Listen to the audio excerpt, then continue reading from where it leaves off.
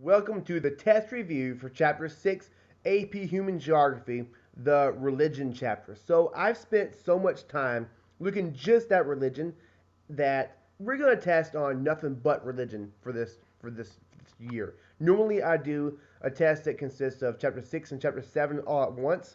As you can see, there's I want to say two additional videos on my channel that cover 6 and 7. But on this one, we're going to look just at Chapter 6. My test is the longest one you've had this year so far, 50 multiple choice questions plus the free response section. So we're going to cover the study guide so everybody knows exactly what it is that you need to know for the test to have success in my class this year in Chapter 6. So here's my study guide, even though, again, it says chapters 6 and 7 because, I adapted it from last year. Directions: do the following and then study it. Boom, that's the key. If you guys are, if you want to have real success in my test, make sure that you guys are putting in the time. I mean, I'm kind of expecting y'all to put in an hour and a half at the very least to make sure that you make a decent grade. So here's how we start off for, for the religion unit. What is a universalizing religion? At the very beginning, we started talking a little bit about this, and I expected you guys to be able to know and identify by being able to provide examples of universalizing religions. Like most things in human geography, this is very Googleable. All right, I mean to say that universalizing religions, according to this chart, and ethnic religions have different characteristics that we're looking for. And the main things here, I'm not looking at necessarily all of these in each list, but the main thing I'm looking at is universalizing. They are appealing to everyone. They are designed to be adopted. All right, so people are trying to send missionaries to make you switch to their religion. This is the idea behind universalizing religions. And ethnic religions are those that you're kind of born into. The followers are highly clustered, such as India is predominantly Hindu. This is not to say that these religions aren't international. For example, people in the United States and elsewhere can be Hindus and are Hindus, but the vast majority of Hindus on earth are in India. So Hinduism and Judaism are good examples of ethnic religions, whereas Christianity and Islam and Buddhism would be, and even Sikhism, of for all the great faiths here, would be a good example of a universalizing religion. So looking back, I'm asking you: are universalizing and ethnic religions easy to join, or do they seek converts? So universalizing, yes. Ethnic, no. Okay, so I think I'm even asking you about this question, about these definitions, multiple times throughout the test. So it's very, very good that we understand what they are right off the bat. In what regions of North America does there exist the most Roman Catholics? All right, so there are several places we're looking at. And where are most of the Baptists? Okay, so baptism or the Baptist group represents one of the many denominations of the Protestant church.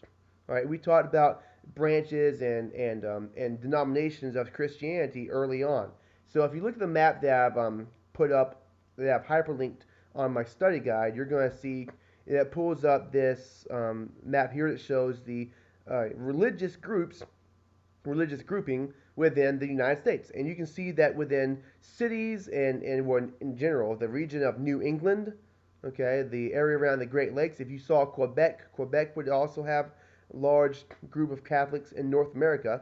You've got the West Coast, the southern United States, Florida, and then kind of cities here and there sprinkled throughout. So those are the main areas that you're going to see Catholic Christianity according to this map and many others. All right. Rubenstein talks about this in the book, so you can read a little bit about the diffusion of Christianity and see, or I guess read a little bit more about the layout here of the Catholic Church. But I'm looking for you guys to be able to identify some of the regions that Catholicism predominates in North America.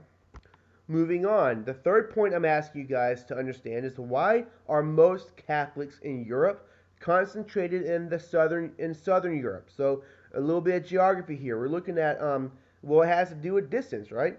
I mean, think about it. What is Rome? What is Italy to the Catholic Church? This map here shows several different religions represented in Europe, in particular Protestant and Catholic and Orthodox Christianity, as well as Islam in Turkey over here, in Anatolia, and in northern Africa. And so, what do you notice? Well, you notice that the Catholic Christians tend to be towards the southern ends of Europe. And the reason for that is the Vatican is the headquarters of the Catholic Church, right here in the heart of Italy, right there in the center near Rome. And so, the Vatican being the headquarters of the church, it would make sense that closer to that headquarters you would see the largest concentration of Catholic Christians. Now, keep in mind, very important, that the largest concentration of Catholic Christians on earth is not anywhere near the Vatican, but instead is in Latin America. And you can see this here as you can see where, in terms of regional distribution of Catholics, from the last maybe 100 years or so, Europe has decreased substantially in terms of the overall percentage of Catholics, whereas Latin America has increased substantially in terms of the amount of Catholics. And part of this has just simply to do with the raw increase in population over the last 100 years.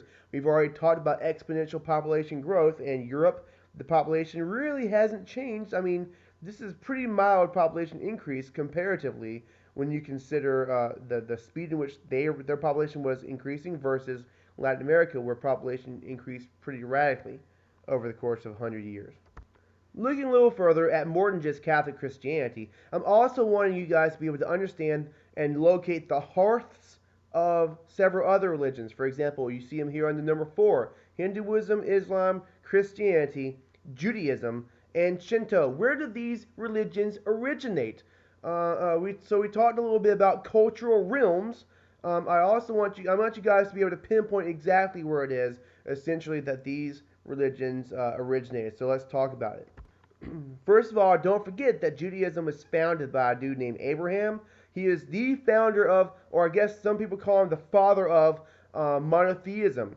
Unless you believe that Zoroastrianism predates Judaism, he probably would be the father of monotheism. And from him came the Jewish faith, and also came Christianity, and also came Islam. All three of these faiths will trace their lineage and their importance back to this prophet Abraham.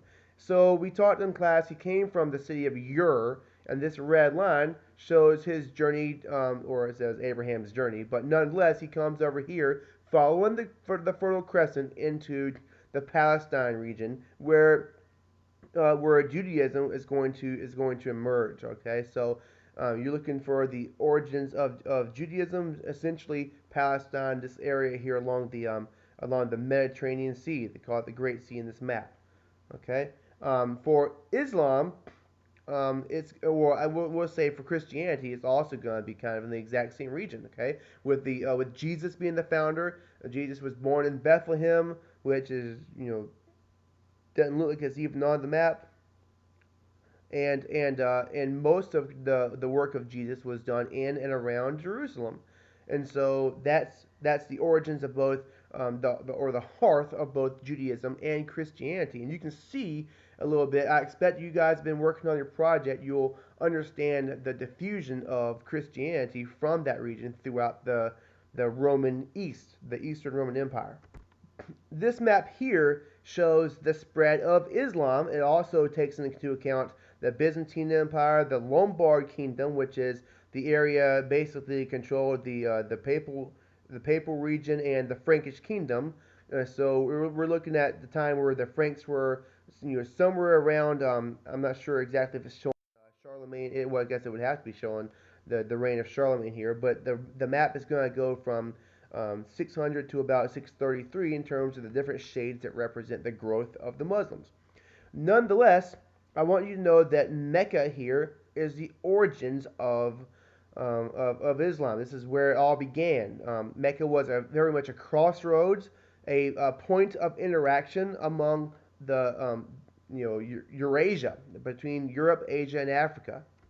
When you look up the Silk Road, it's sometimes pretty difficult to see, or to see just the Silk Road. I mean, it wasn't some kind of an interstate highway where people just moved back and forth east to west, exchanging silk and other goods. All right, there was other trade routes that were kind of involved in this interaction and exchange, and you can see this listed here. The red line is Silk Road. The other trade routes are represented by a dotted red line and go straight through, what do you know, Mecca. So even pre-Islamic Mecca was a point of interaction among many cultures, religions, and groups trying to sell, buy, and all this good stuff. So it's a really, really important economic center. This is the origins of Islam. What you see here circled in the black is the ancient river valley of the Indus. And then you also see here, this is a holy site today for Hindus, the Ganges River. And so the earliest Harappan civilization, named after one of their big cities, Harappa, was said to have arisen around the Indus Valley, like many of the other, like these fertile valley regions as well, were kind of the dawn of civilization. So in India, some of these Harappans may have been practicing some of the most ancient versions of what Hinduism was going to become. There's no origins, there's no known time frame for the beginning of Hinduism, and no founder certainly. But they say that the people that were native to India were kind of mixed together with a group of people called the Aryans that moved across the Himalayan mountains and then settled with these people, and from there Hinduism began to take a little bit more the shape that it would become to as time passed. And so Hinduism is said to have perhaps arisen along the Indus and Ganges river valley area in India. And then finally, Shintoism is essentially an indigenous Japanese religion, and so it is practiced predominantly in Japan, where it had originated as well. So we spent a lot of time talking about number six. Many times, actually, we've spoken about this in class. I spent a lot of time covering Islam with you guys, and so I was looking, where are the largest numbers of Muslims concentrated on Earth? Not just countries, but regionally. It might be a good idea to know a few of the countries as well. I think I might ask y'all questions about that later on. So if you look again, I took a map and I saved it to my OneDrive account. And so if we take a look real quick at that, it will show you. Well, it downloaded. It downloaded. I should have paused. This map here, which does a pretty good job at using these points to represent the largest distribution areas of Muslims in 2010. I'll give you a hint, it hasn't changed all that much. So North America has about 3.5 million, roughly, Muslims, and Latin America even less than that. But so you can definitely see the internationalness of, and the globalness, if you will, of Islam.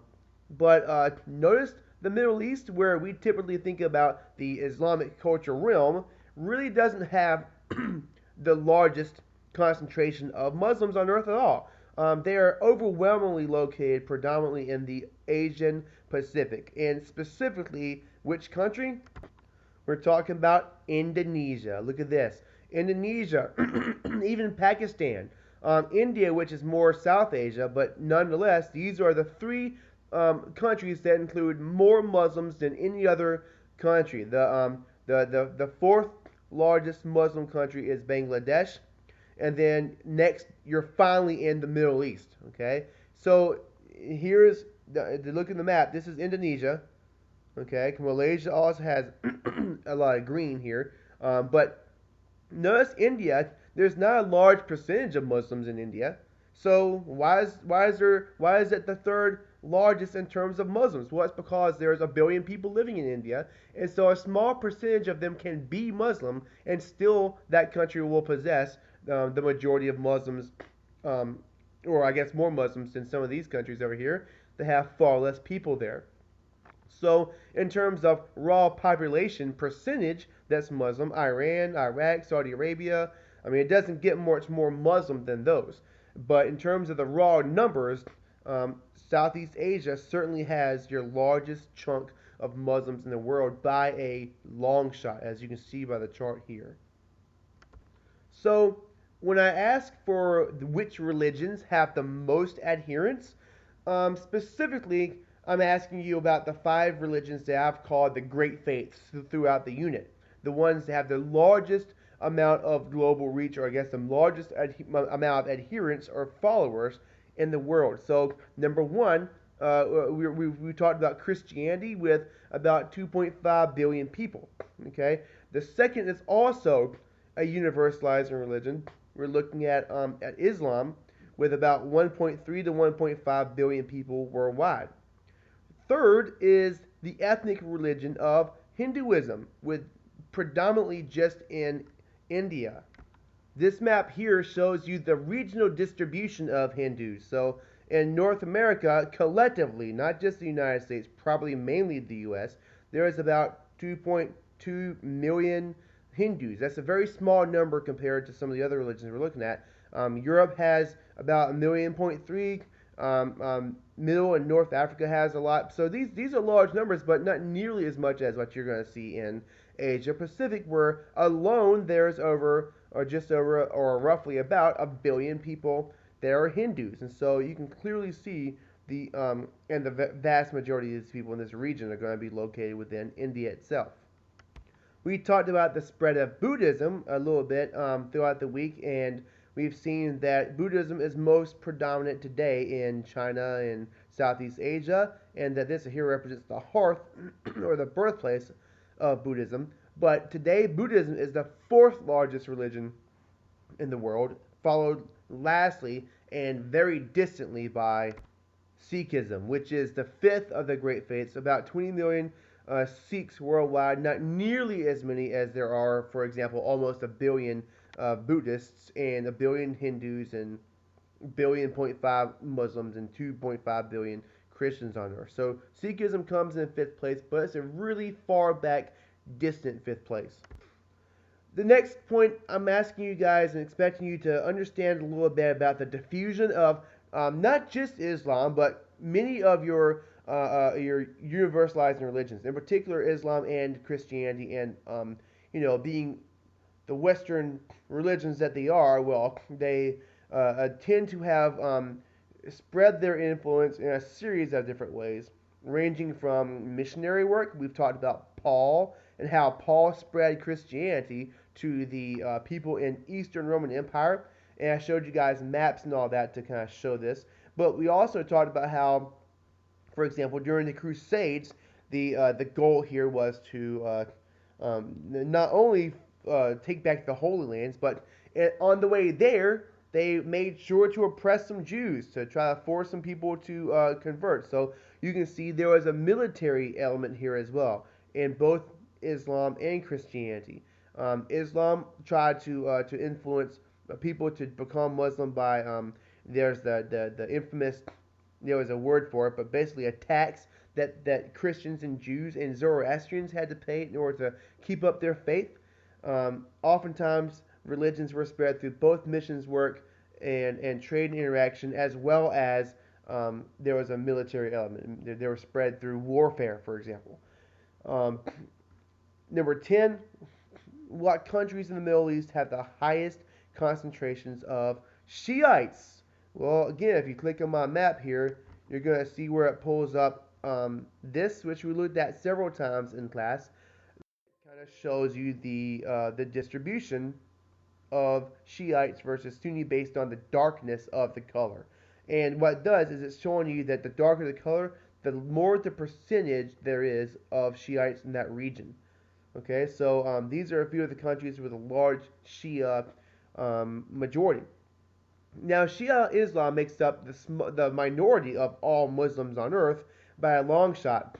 Who are the Shias? The Shiites, they are the those who are of the Shiite Ali, or the party of Ali.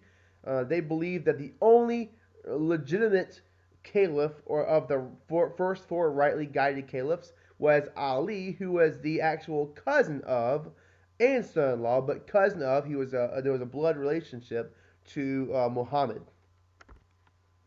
Number 14, I'm asking you guys to be able to understand which religions would be important to which regions. Okay, and we talked about this a little bit earlier on in this video, where I showed you guys the origins of many of these religions, but on the other hand, there might be some areas where something might be important that even though it's a region where it didn't develop. For example, Islam is important in South Asia or Southeast Asia because, well, many people became Muslims. Christianity is important to Rome as well as Palestine because those are areas where it was initially very, very important. And so I am going to expect you guys to understand a few of these relationships. Um, Islam, for example, is really, really important to India because there are many Muslims there, and also because at many times, or I guess at one time, there was a time where some of the leaders within India actually adhered to Muslim faith. Buddhism might be important in India because after Siddhartha Gautama introduced it, it spread throughout India under the leadership of Ashoka and others. And so I just wanted you guys to be able to understand a little bit of these regional, the importance of some of these religions from a regional standpoint.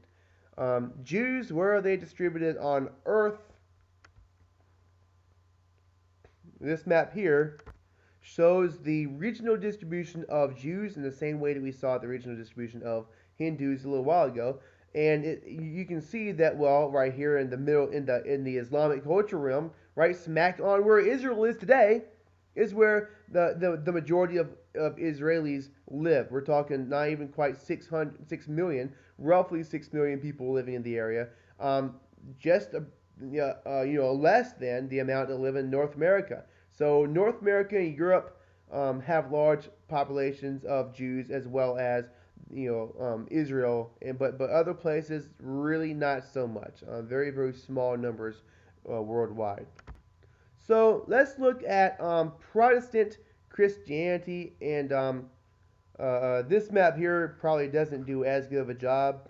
We use this one because it's slightly more visual, but notice that the red color means mostly Protestant, and you're going to see a lot of that in North America, a lot of that in Northern Europe, and a lot in Australia. These are pretty much the core regions where Protestant Christianity predominates within the world today. Everywhere else, well, I guess in South America and Central America, you see mostly Catholic Christianity. We've already talked about Christianity in Southern Europe, and then over here in the yellow color, you see mostly the Eastern Orthodox distribution of Christianity. So to answer number 16, that right there is where I would start talking about the regions where you're going to see most of your Protestant Christians. In the number 17, I'm asking what religion is dominant in which region, and I'm giving you guys a list of a few countries here. To be honest with you, I'm not really going to cover that in this video because I feel like that's something that can be easily researched, and my video is already running a little bit long. So we're going to move right on down and talk a little bit more about some of these other things here getting towards the end. So what is the Kaaba? Spent a huge amount of time looking at some of these things related to Islam, and the Kaaba is the holiest site in Islam. And there you have it. All of these are pictures of the Kaaba in some way, shape, or form. You can see that there's a bunch of people here, for example, in this one, because they're on Hajj. Okay.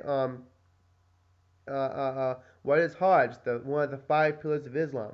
What is this? The name of this covering that goes over the Kaaba itself is called the Kiswa. The Kiswa. All right, and so all of these things are stuff that we've discussed. Kiswa cost about $6 billion to create. It is made and draped over the Kaaba every year on the height of Hajj. What I'm showing you right now is we're on Google Maps. We're looking at the Mosque of the Prophet, and this is a very, very famous pilgrimage site. Most people, when they go on Hajj, they also want to come here and see basically the place where Muhammad was laid to rest. And if I zoomed out just a little bit, you're going to see where this Mosque of the Prophet is located on Earth. Zooming out, zooming out, zooming out, zooming out. Boom. It doesn't really say, but we're at Medina. Okay, Mecca would be located somewhere around here-ish, and so this right here is the location of the Mosque of the Prophet, which is in Medina and the second holiest site in Islam. The Golden Temple of Amritsar is the holiest site to the Sikh religion. This is like their Mecca right here. And it is obviously a very beautiful, golden adorned temple that is a very holy pilgrimage site to Sikhs all over. There are several different documentaries on YouTube that I would recommend you if you're looking for some learning. That would be a good place to look and learn a little bit more about Sikhism.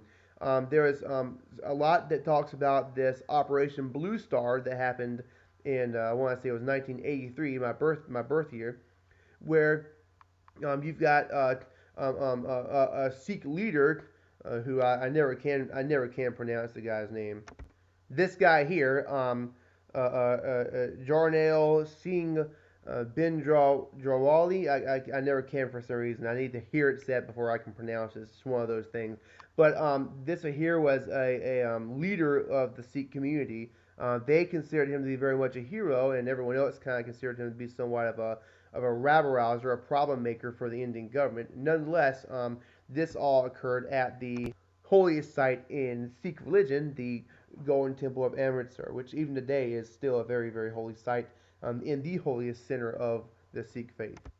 The next question, very, very Googleable. The Hijra is the migration or the journey of the Islamic prophet Muhammad and all of his followers from Mecca to Medina in the year 622. It's important to know that this was a one time event. This is not the yearly pilgrimage known as the Hajj. This is totally different, and it marks the beginning of the Muslim calendar, which starts in our year 622. Moving on a little bit more, we're gonna skip down and look a little bit more at the Mormons. We haven't talked enough about them, I don't think, in class, but I wanted you to understand that the majority of Mormons today live kind of right there where you see the red.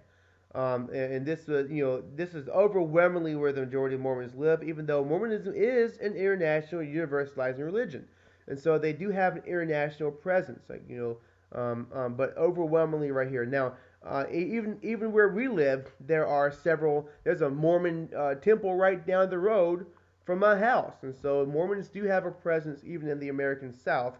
And Mormonism is somewhat of a fast-growing religion in the United States, but the majority of them are concentrated out here, are centered in and around Utah, in particular the Salt Lake region, and in the area kind of surrounding it within the western U.S.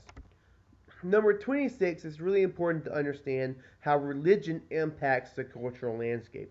And so, what we're looking at in the Middle East, you might see where religion is, impacts the cultural landscape by the appearance of mosques. You might see mosques all over the place. You might see churches in the American South, or cathedrals in Europe, or cemeteries in religions that practice burial, such as Christianity. Um, and so these are some of the ways where you'll be able to see religion on the cultural landscape. Remember, the cultural landscape is essentially, one way to look at it is if you are aliens from outer space and you have a big spaceship and you're flying over the Earth, what is it that you're going to see that shows elements of the people living there? What's the cultural imprint, if you will, of a certain region? Number 27, the caste system is associated with Hinduism and India, and it looks kind of like this. You've got four basic castes or steps, if you will, among the within the caste system. The bottom is the commoners, peasants, and servants. Now, keep in mind that I didn't say untouchables is at the bottom of the caste system. Next up, you've got the merchants, the landowners, essentially what we would consider to be the closest thing to a middle class that they would have had. The warrior kings. Some of y'all have you remember me talking about Siddhartha Gautama, the founder of Buddhism. He was born into the warrior king caste in the caste system, and then above that lies the holiest place of people there on the verge of enlightenment, or moksha, the priests and academics. Okay, and so the only way you could move up is to die and then to reincarnate based on your dharma, reincarnate into the next caste. Untouchables were said to be out of the caste. They were street sweepers, latrine cleaners, or dead body picker-uppers, or whatever else you wanted to say they might have been, and they were considered to be unclean and thus untouchable. They were like your first people on earth to have cooties. People would look at them and say, we can't be among or around the untouchables. And so the caste system is universally known for being extremely rigid. You can't really change your caste at all. And so even until recently, India was still practicing in some places in rural India may still have elements of caste system still drawn out within their day-to-day lives. Okay, we're nearing the end. We're just about there. Looking at animism. What was it that we said about animism early on when we were looking at indigenous religions? Well, animism is basically this idea that certain inanimate or natural objects or items or the landscape or a waterfall or a mountain or anything would contain some kind of a living spiritual energy or a spirit of some sort. Ted Ed does a really good video on the origins of religion that we watched in class, and it kind of talks a little bit about how some of the earliest religions were probably some various form of an animistic religion. And today you see animism in a lot of places in Africa. Many Native American tribes would have used animism as their religion. Maybe even in China, you could argue that there is a lot of animism, or at least qualities of animism, in Taoism, and Shinto is somewhat resembles animism as well. So animism is the idea that spirit energy or spirits exist within inanimate things or the landscape or something. Um, the earliest diffusion of Christianity, spread by Paul, I've already mentioned earlier in the video, was within the Mediterranean, the Eastern Mediterranean predominantly. If you guys read the books of Corinthians, the books of Ephesians, and all these, that was Corinth or Ephesus. These are letters that made up part of the Bible based on his missions work throughout the Eastern Mediterranean. These are all named after cities in that region of Anatolia and the Balkans. Um, Discussed the role of pre-Islamic Mecca. We've already talked about that too.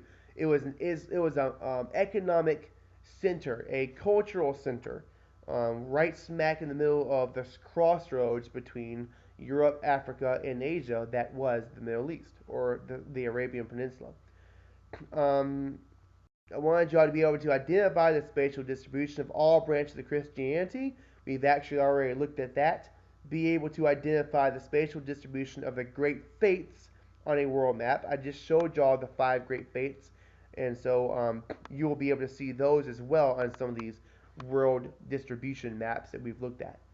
I wanted you to be able to identify some of the differences between Shia and Sunni Muslims, and I've given you guys an awesome source, the BBC Religions. If you Google BBC Religions, it's a really good source for just some very general informational background, basic stuff regarding many of the world religions on Earth. So I highly recommend that if you have questions about some of the basics of religions, you look at this site. But this part of it in particular talks about the spread, or I guess the differences between Sunni and Shia Muslims, which is something you're going to want to know for my test. And then finally, the last point that I put here is to know the 4 Noble Truths and the Eightfold Path. And those things are very, very Googleable. 4 Noble Truths. Life sucks. Life sucks because you want stuff. All right? If you don't want it to suck, stop wanting stuff. And then the Eightfold Path tells you how, no, to be a little bit more politically correct, it's funny how much that kind of hits the nail on the head. But a better way to look at it would be like this, okay? The truth of suffering, suffering is going to happen, okay? And so when they talk about the truth of suffering, they say essentially that suffering is a given. Here's what we looked at in class. It's probably better. All right, so life is suffering. All right, the cause of suffering is through desire. So if you want to not suffer, number 3, remove desire. You see how much it's kind of similar to that modern day way of saying it? And then in order to remove desire, you follow the Eightfold Path, which is, You live like a good person, right? You do the right thing. You have the right view and good intentions. Say things that are productive, not destructive. Okay, these are all things that make up the wheel of Dharma, and it's again you see here the wheel symbolizes Buddhism in the same way that the cross might symbolize Christianity.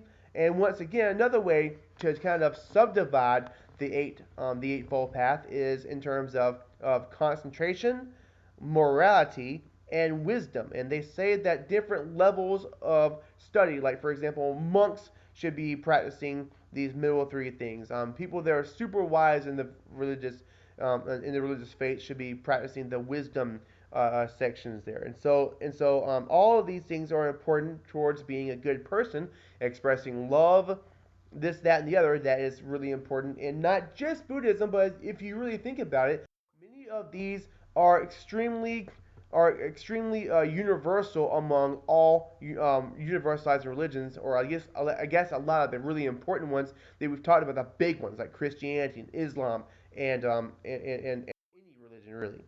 And then lastly, this isn't really something I'm going to ask you about in your test, but I had some questions today about, well, doesn't the Eightfold Path kind of sound like the Ten Commandments maybe? And I was like, no, but the five precepts do. And so these are here are the five precepts.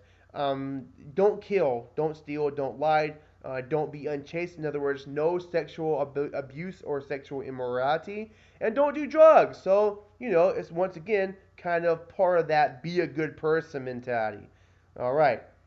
So there you have it. We've discussed, we've reviewed, we're ready for a test. All you gotta do is go and study all the stuff that we've done over the course of time and over the course of the last few weeks or so, and take what you learned from this video and apply it to your studies. Thank you very much. Let me know if you have any questions at all.